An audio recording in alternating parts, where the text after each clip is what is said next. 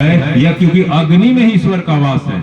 अग्नि ही ऐसा है कि हवन अग्निहोत्र होता है तो पूरे वातावरण को शुद्ध करता है। जो उच्चारण चलती है श्लोकों से, उस पूरे वातावरण वायु को शुद्ध कर देता है। और यही इससे जो धुआं निकलता है, इसमें फार्मलो गैस, वो धुआं से ओजोन परत तक जाती है, इससे ऑक्सीजन बन करके फिर बादल बनता है, फिर बारिश होती है। ये यज्ञ जो सर्वश्रेष्ठ है और अग्नि ही ईश्वर का रूप है, इस मुख में लेकर के ही और देवताओं का आह्वान करते हैं। तो यज्ञ जो होता है वो बहुत ही पुण्य काम से ऐसा कुछ कर्म किए थे।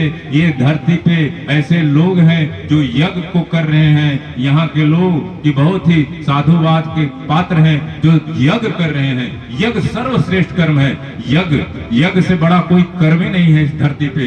सबसे पहले हमारे ऋषि मुनि ने यज्ञ ही करना, और इससे वातावरण की शुद्धि होती है। जो ऑक्सीजन लेवल बढ़ता है, जो प्राण वायु जिसमें जीवन का और सबसे ज्यादा जीने का जो तरीका है यज्ञ के ही। इसलिए पहले जो था ये सिकुड़ करके अब छोटा हो गया तो बड़े बड़े यज्ञों के रूप धारण कर लिया। पहले संध्या कहा जाता था। संध्या क्या होती थी? सूर्य को निकलने के 20 मिनट पहले ब्रह्म उनसे जुड़ना, और शाम को सूर्य को ढलने के पहले उनसे जुड़ना। उसके बाद अग्निहोत्र होती थी। हाँ, और रोज उनसे जुड़ना मतलब सूर्य के हिसाब से चलते थे। आज वही यज्ञ का ये रूप एक बड़ा रूप हो गया। 5 यज्ञ भी हमारे यहाँ होता था। ब्रह्म यज्ञ होता था, देव यज्ञ होता था, पितृ यज्ञ होता था, बलेश्वर यज्ञ होता था।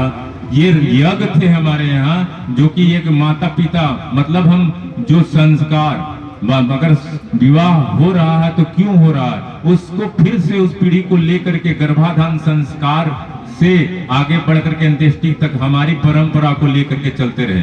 जो पिता खेती करता था तो अपने पुत्र को भी खेती सिखाता था कि तुमको खेती करना है। इस परंपरा के वो कैसे जैसे हमारा पूर्वज जैसे हमारे वंशज चलते रहती थी वैसे चलता रहता था। आज वो सब नहीं हो रहा है। हम कुछ भी अपनी धर्म, अपनी सानिध्य, अपनी समाज को छोड़ दिए हैं। और क्योंकि भारत तो विश्व गुरु था, सोने की चिड़िया था कहा जाता था। कोई नौकर नहीं था, कोई नौकरी नहीं करता था, सब अपने अपने कामों का मालिक था। लेकिन आज हम सब नौकर बन गए हैं। उसी के लिए पढ़ाई कर रहे हैं, उसी के लिए ज्ञान प्राप्त कर रहे हैं, और उसी के लिए हमारा अपना माँ बाप पूरा खेत बेच करके उसको पढ़ाने में लगे हुए, और वो डिग्री के पीछे और नौकरी के पीछे खाली वो भाग रहा। क्योंकि ज्ञान का केंद्र था गुरुकुल ही था, और गुरु परंपरा से ही ज्ञान मिलता कि हमको जीना कैसे है, रहना कैसे है। इसमें जो मूल चीज क्या है जिसको हमको पकड़े रहना है। जड़ों में हमको पोषण करना था, लेकिन हम डाल के पत्ते पे ही पानी डाल रहे हैं, जिसके चलते हम आज परेशान हैं। तो हमको लौटना पड़ेगा अपनी सानिध्य, अपने संस्कृति की तरफ। इसके लिए सबसे पहले गर्भाधान संस्कार से ही स्टार्ट होता है। तो गर्भ को कैसे तरह, कैसे जलवायु कैसा हो, ऋतुचर्या कैसा हो, बीज कैसा डाला जाए, उसकी पोषण कैसा किया जाए, इसी के बल पर ही हमारा भारत गुरु था। तो ये सबसे पहले, और ये गुरुकुल व्यवस्था से गुरु की सानिध्य में ही जाकर के जानते। पहले कैसे लड़का सम विषम, लड़कियां अगर पैदा करना है तो कैसे विषम से होता था, कैसे ऋतुचर्या के हिसाब से लड़का चाहिए लड़की चाहिए, कैसा चाहिए, अंदर में ही सब उसके गर्भ में ही तैयार होता था। तो उस तरह का अब व्यवस्था करना होगा, वैसे तैयार करना होगा। नहीं तो जिस तरह का अभी है, माँ से पिता से बच्चे का ही कनेक्शन कट गया है। वो माता पिता को ही नहीं से बात ही नहीं सुनते।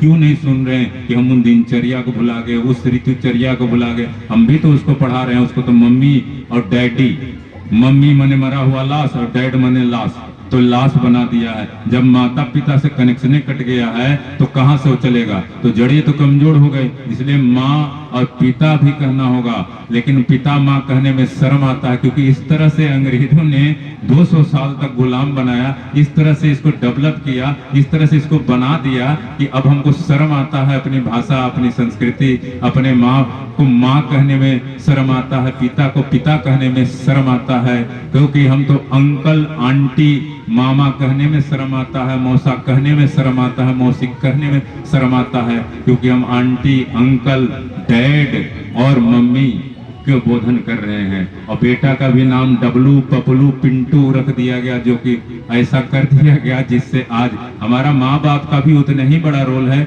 जितने बच्चे का है।